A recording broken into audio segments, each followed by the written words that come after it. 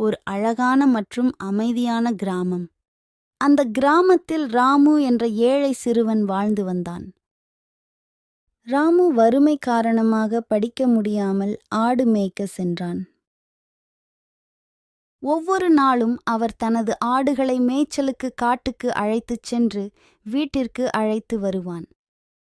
ராமு தினம் தினம் தன் வேலையை சரியாக செய்து கொண்டிருந்தான். சில நாட்களுக்குப் பிறகு ஒரு நாள் ராமு வழக்கம்போல் தன் ஆடுகளை காட்டில் மேய்ச்சலுக்கு அழைத்து சென்றான். அன்று விளையாட்டிற்கு நரி தன் ஆடுகளை தாக்குவதாகவும் தன்னையும் ஆடுகளை நரியிடமிருந்து காப்பாற்றும்படி கத்தினான்.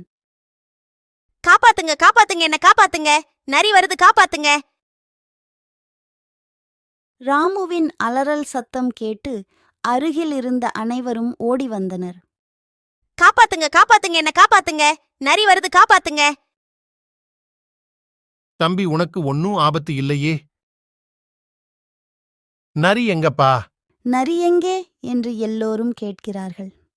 அதற்கு ராமு சிரித்துக்கொண்டே நிற்கிறான். உதவிக்கு வந்தவர்கள் அனைவரும் ராமுவை திட்டுவிட்டு அவ்விடத்தை விட்டு சென்றனர். சில நாட்கள் கழித்து ராமு மீண்டும் ஒரு நாள் இப்படி கத்துகிறான். காப்பாத்துங்க, காப்பாத்துங்க, என்ன காப்பாத்துங்க, நரி வருது, காப்பாத்துங்க. நரி எங்கே என்று எல்லோரும் கேட்கிறார்கள். அதற்கு ராமு சிரித்துக்கொண்டே நிற்கிறான். உதவிக்கு வந்தவர்கள் அனைவரும் ராமுவை திட்டுவிட்டு அவ்விடத்தை விட்டு சென்றனர். ஒரு நாள் ராமுவும் ஆடும் இருந்த இடத்துக்கு நரி உண்மையாக வந்தது. இன்று எனக்கு நல்ல வேட்டை என்று சொல்லிவிட்டு நரி ராமுவின் அருகில் வந்தது. காப்பாத்துங்க, காப்பாத்துங்க, என்ன காப்பாத்துங்க, நரி வருது, காப்பாத்துங்க. ராமு நரியை பார்த்து மிகவும் பயந்து கத்தினான்.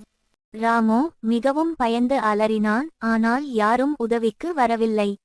ராமு மீண்டும் விளையாட்டாக கத்துகிறான் என்று எல்லோரும் நினைத்தார்கள். யாரும் உதவிக்கு வரவில்லை. காப்பாத்துங்க, காப்பாத்துங்க, என்ன காப்பாத்துங்க, நரி வருது, காப்பாத்துங்க. நான் உண்மையை சொன்னால் என்ன, யாரும் நம்ப மாட்றாங்க. அப்பொழுதுதான் ராமு தான் முன்பு செய்த தவறை நினைத்து மிகவும் வருந்தினான். அழகிய காட்டில் தாகத்தால் தவித்த காகம் ஒன்று இருந்தது. அந்த காகம் தண்ணீரை தேடி நீண்ட நேரம் காட்டில் அலைந்தது. காகம் எங்கும் சுற்றியும் தண்ணீர் கிடைக்கவில்லை. ரொம்ப நேரம் கழிச்சு காகம் சிறிது தூரம் பறந்து சென்று ஒரு கிணற்றை பார்த்தது. கிணற்றை பார்த்த காகம் மிகவும் மகிழ்ந்து தண்ணீர் இருக்கும் என்று நினைத்து கிணற்றின் அருகில் சென்று அமர்ந்தது. கிணற்றில் தண்ணீர் இருக்கும் என்று ரொம்ப சந்தோஷமா வந்த காகம் கிணற்றை எட்டி பார்த்து தண்ணீர் இல்லாததைக் கண்டு காகம் மிகவும் வருத்தப்பட்டது. அது அங்கு இருந்து கிளம்பியது. ரொம்பவும் சுகமா கிளம்பிய காகம் மீண்டும் தண்ணீரை தேடி அலைந்தது. காகம் நீண்ட நேரம் வானத்தில் பறந்து களைத்துப் போயிருந்தது. நீண்ட நேரம் கழித்து தூரத்தில் ஒரு வீடு தெரிந்தது. வீட்டை பார்த்த காகம் ஆவலுடன் வீட்டை நோக்கி பறந்தது. காகம் வீட்டின் அருகே பானையை பார்த்தது. காகம் மிகவும் ஆர்வமாக இருந்தது. வீட்டின் அருகில் தண்ணீர் இருக்கும் என்று மிகவும் மகிழ்ச்சியடைந்தது.